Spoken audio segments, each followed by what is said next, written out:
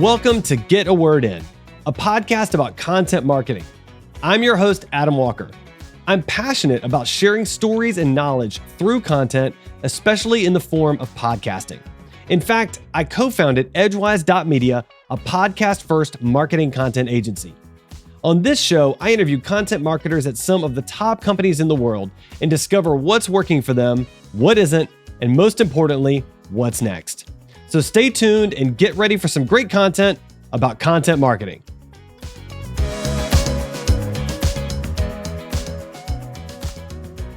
Welcome to the Get a Word In podcast, a podcast all about marketing content and taking our existing content and multiplying it so that we can power all of the million marketing channels that exist. Joining me on the show today, I'm very excited. She leads marketing for an amazing nonprofit here in Atlanta, Chris 180. I've got Chandra Luckett on the line. Chandra, welcome to the show. Thank you so much for having me, Adam. Well, I'm so excited to talk to you. It's like we were talking about before I recorded. I've really admired, your marketing work from you and your team for a long time. You're doing amazing stuff. I feel like you're incredibly well known in the Atlanta community, and you're just everywhere. Like everywhere I look, I'm seeing Chris 180, which is amazing from a marketing perspective. So let's start with you. What's your role? How long have you been there? Give us your background. So I'm the Chief Marketing Officer at Chris 180, and that includes everything under the sun that is marketing and slash sometimes marketing related, sometimes and PR. Where does it really go? Yeah, well, even more so I get voicemails forwarded to me from people wanting to partnerships and team members saying, Chandra, does this go to your team? If not, can you figure out? So I am just the repository for things that may be connected to Chris 180. So of course, though, in the traditional sense, that includes all advertising, internal and external communication, which of course includes media relations and PR, and of course things across our paid, owned social channels and our website management, things of that nature in terms of brand management. So anything and everything that kind of falls under that bucket comes under my team. And I've been at Chris 180. I got to Chris 180 in October of 2018. So I've been there about 3.5 years. I would say the half is always like a little kid counting their birthdays. But yes, I would say 3.5. We're on the road to 4 at this point. Yeah, man, I love that. I mean, that's important, right? That longevity, building that team, building that infrastructure for marketing is just so important for overall long-term success. As I mentioned in kind of the intro, at Edgewise, we're all about marketing content. And I think you'd probably agree that marketing content is sort of the driver of so much of what we do in the marketing space. So I'm just kind of curious, how do you think about marketing content? What types of content do you create for Chris 180? Let's just kind of talk through that. So I would say we really split it up into about 2 categories in terms of the content we produce internally for people. And so one of those areas, of course, is we're a nonprofit, so the development side. And when we use the word development, if you're not in the nonprofit world, that's really fundraising. And so we create a ton of content for the development team to use to bring new donors in or new supporters or people who we want to bring in that funnel, from making those actions to being introduced to Chris 180 to becoming a supporter or volunteer on some level, and then finally, hopefully, becoming a donor. So looking at it from that funnel process, you may start with the big piece of the pie and then dwindle it down to a small concerted group. But we produce content for them. They, will identify an audience, and then it's everything from printed newsletters to email graphics for email direct mail things, campaigns, to peer-to-peer fundraising, which is I won't say it's the new hot thing, but it's getting more and more part of nonprofit fundraising, and I think a lot of other organizations, schools and things of that nature, really getting into that peer-to-peer platform.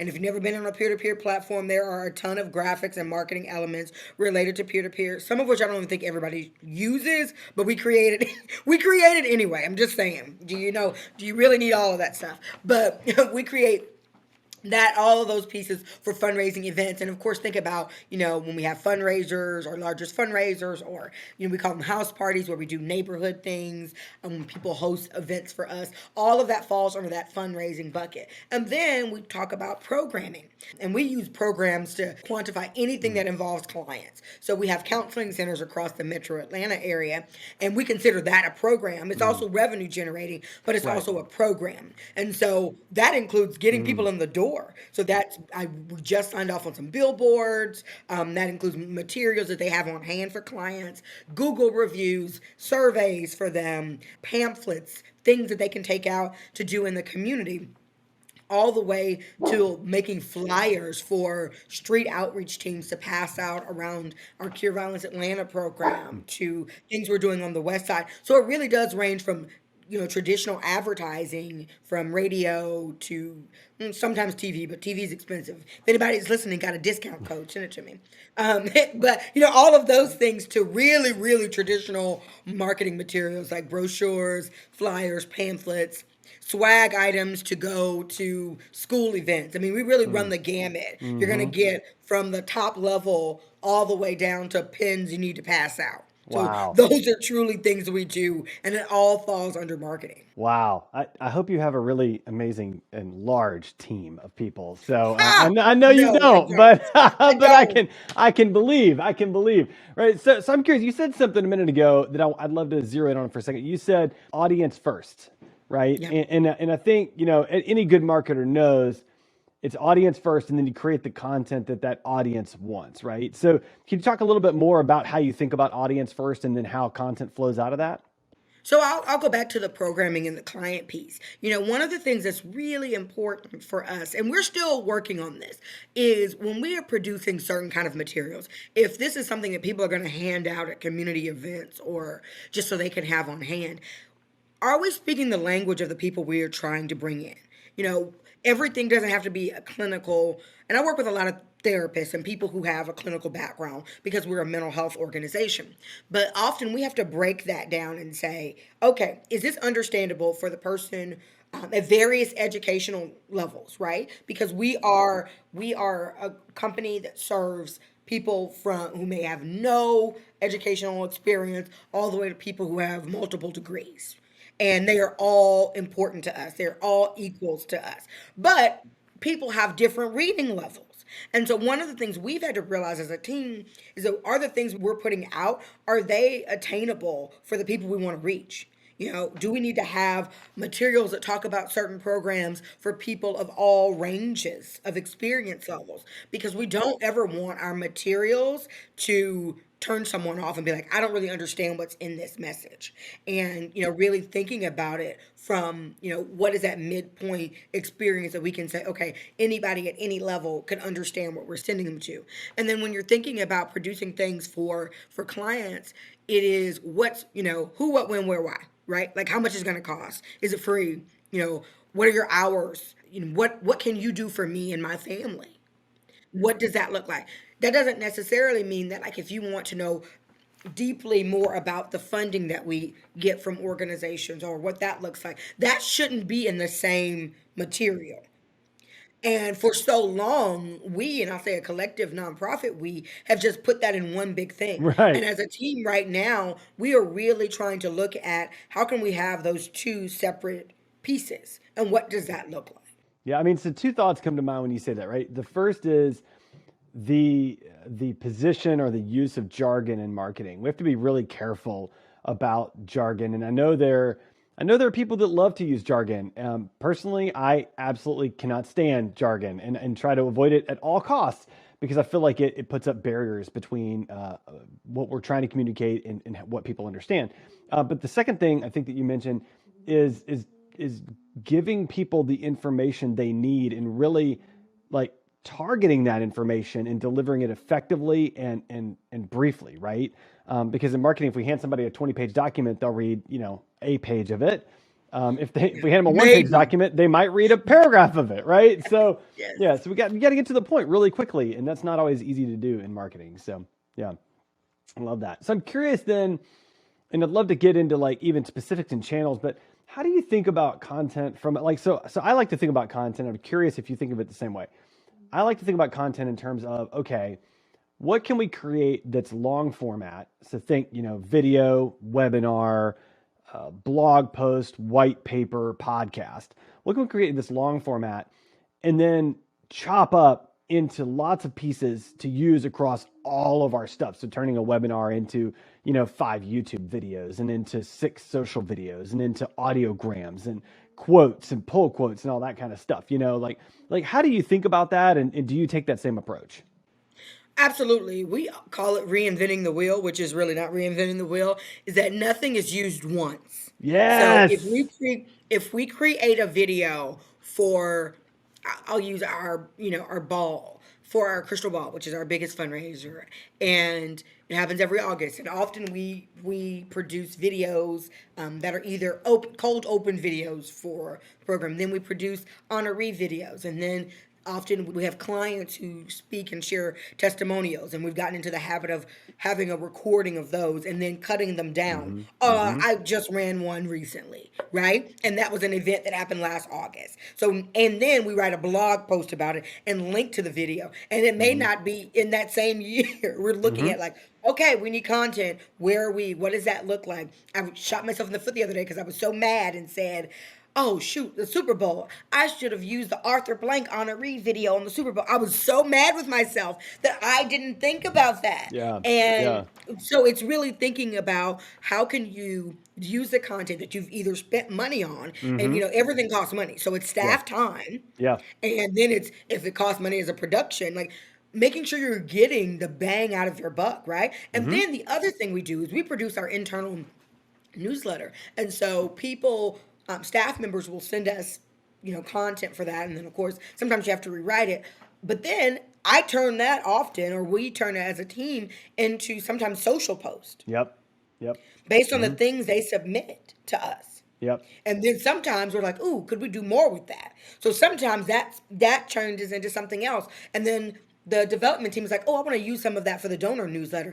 I'm going to use your stuff as a basis, and then I'm going to ask them for some quotes. Hmm. It is very rare that we're producing something for one audience because we Mm. really feel like it can help a lot of people, and it's also content that people don't see and Mm. may not know. And it's really really important to us that we are being smart with our time, especially as a smaller team supporting a really large organization.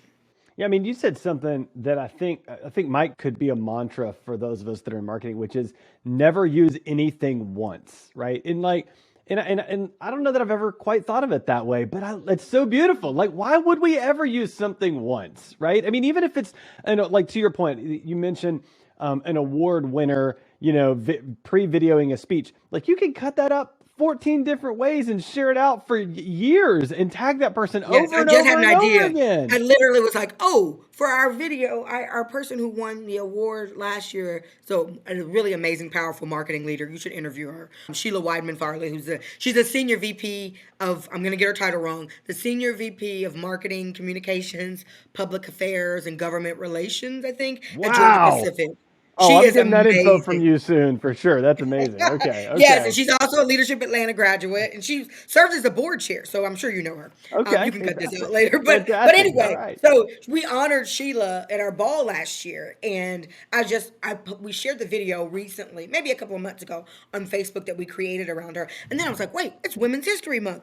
I literally just thought about that sitting here. I'm like, Hmm. oh, you need to get that Sheila video Yeah. on Instagram. Like, but it's just Yeah. nothing is the things are there. We just Yeah. need to use them. That's right. Yeah. And if we produce content with the angle or with the intention that it's at least some degree evergreen, it can just be used over and over and over again. And it's so powerful and so important. And I see so many marketers that spend all this labor and create this one thing and they put it out one time and then it just dies.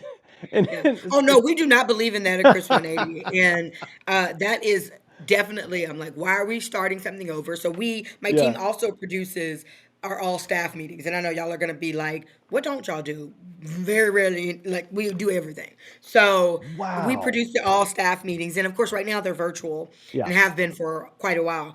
Yeah. And we are. I was just talking with my team, and I said, okay, what video? We typically show a video opener, but we Mm-hmm. never create a new video. It's always something that we have done and before, either for an event or something we produced for a specific program. Right. But we like open having a. I'm a former television producer, and so we like having a cold open always. And so I we love always start the that. meeting with the video, and just to get people's attention. And so we recently produced a series of Black History Month videos with staff members, and really they just shot them themselves. Wasn't Mm-hmm. a fancy production, and our very talented visual communication manager, dropped some graphics around those videos, Mm-hmm. and we uploaded them to our YouTube channel. So we've got a Mm-hmm. playlist. And I was talking to them and I said, can we use, of course, now it's March, but I said, can we use one of those Black History Month videos to start the staff meeting? We're not creating a new video. Right.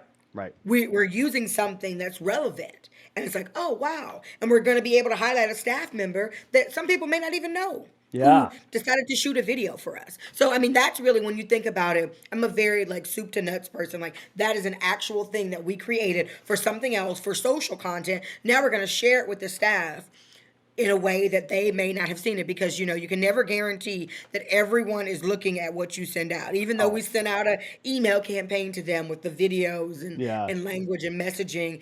There's no way that everyone saw it. So, Yeah. and if they did, well, no worries, you're going to enjoy it for 2 minutes at the top of this meeting. Yeah, and then they'll forget it, and then they'll enjoy it again later, right? And then they can enjoy it again later, right? It's a win no matter how you cut it. That's fantastic. I love that. I mean, I love that concept. So really, last question. I'm just curious: are there any specific forms of sort of content that you find are more successful than others? So, like, are you leaning more into short video right now? Are you leaning into Instagram stories or Reels or TikTok or long form? I mean, white papers, like ebooks. I mean, like, what's working for you right now? So I would say, what's not working. Let me start with what's not Oh, I working. love that. Let's We start with are, that. Yeah. if anybody has some suggestions on nonprofit Twitter, that is not a strong category for us. That's And a tough market. Yeah. it's tough, but you need to be on it, Mm-hmm. even in passing, Mm-hmm. right? So, but that is not an area where we are. I don't want to say we're failing, but it's not a strong area for us. Right. Right. And it's just more of an engaging platform. And unless you're having a Twitter chat, do people even do those anymore? What does that look like in terms of Yeah. getting people there? I'm an avid Twitter user, but Yeah. in terms of looking for content, for our teams to share and things, it's just a little bit more difficult. We have not done TikTok, but we Okay. did reserve our account, which is a suggestion I would just tell everybody, and we did that probably about a year ago. We reserved an account. It's in our platform when we decide to use it at some point. But, TikTok advertising and just videos in general, you really have to have a strategy behind that. Mm-hmm. And that is something new next, something that I still need to study, something that I'm hoping as we bring on new team members that they're studying. Yep. And just knowing that, like, you can't replicate a formula that maybe you use something somewhere else that it's going to work on TikTok. Right. And so sometimes for us, is the juice worth the squeeze? And right now, it's a wonderful place. We still need to do more research on how we as an organization can use it. Mm-hmm. But, Yep. reserve the account so no one else takes it before you can get Yep. to it. That's it. The thing that works really well for us, we have a very engaged Instagram community. But I will say our stories outperform our posts any day. Oh, I mean, okay. we will Great. and that is, we try to be really consistent about stories. And of course, now, depending on when you look at this, don't say, oh, they didn't post anything today. But, like, we really try to be consistent around stories, because we discovered that people will go there and read the story way more than they will go to the post. And so that Okay. is really a great avenue for us, because we get to reach some folks that may not be traditional Chris 180 followers. Mm-hmm. And then on Facebook, our audience is much more of the older, I would say, boomer professionals. And I think our audience analytics show that, like, the average age of our top users is like 65. So it's a very different audience. So there, in terms of content, it's again, we don't believe in, like, posting the same thing across the same day on all platforms, but there's some things that I may share on LinkedIn that we wouldn't share on Facebook, and vice versa, Yeah. right? And what Yeah. that looks like. Yeah. LinkedIn performs well for us as long as we are intentional around the content. It cannot be a replication of content from other pages because people are not going to engage with that. Yep. And that platform for us is really high on mental health professionals. So thinking about what kind of stories are we sharing? What kind of things are we sharing that are tied into that more of that profession, and or in terms of businesses who support us, like Okay. corporations. So looking at like corporate volunteer opportunities, or hey, this corporation did this. It's a thank you. Like it's engaging Yeah. so that they will share those on their platform and bring us, more attention. Right. And also we share a lot of our training opportunities. We have a training department that provides continuing education courses. And so that's a really great way for us to connect with people. And it's somewhere we're probably going to be testing out this year with some white papers on LinkedIn. That's going to be different for us. But we feel like that in terms of creating content for our training team is really where we would be able to move the needle. So those are some of the areas we really try to take an approach to it as of looking at each channel as a different method of getting the word out. And while some of the content may be the same, it won't always appear the same. Yeah, different approach. That makes sense? Yeah, Yeah. different approach, different language. I mean, the language you're going to use on LinkedIn has got to be different than the language you use on an Instagram story. Absolutely. So, yeah, okay. No, that's fantastic. Chandra, this is amazing. The work you're doing is amazing. For anybody listening, please go make sure to look up Chris 180 and follow all their accounts. It's chris180.org. Make sure to go there, follow all the accounts. They've got links to everything. Interact, engage. It'll be great. And you can learn a lot because Chandra and her team are doing amazing, amazing work. So Chandra, thank you for joining me on the show today. Thank you so much, Adam, for having me. Thanks for listening to Get a Word In, brought to you by Edgewise.media, a podcast-first marketing content agency. To learn more about Edgewise, visit www.edgewise.media. I'm your host, Adam Walker. To connect with me, check out my blog at adamjwalker.com. Thanks for listening, and make sure to subscribe now so you don't miss our next great conversation about content marketing.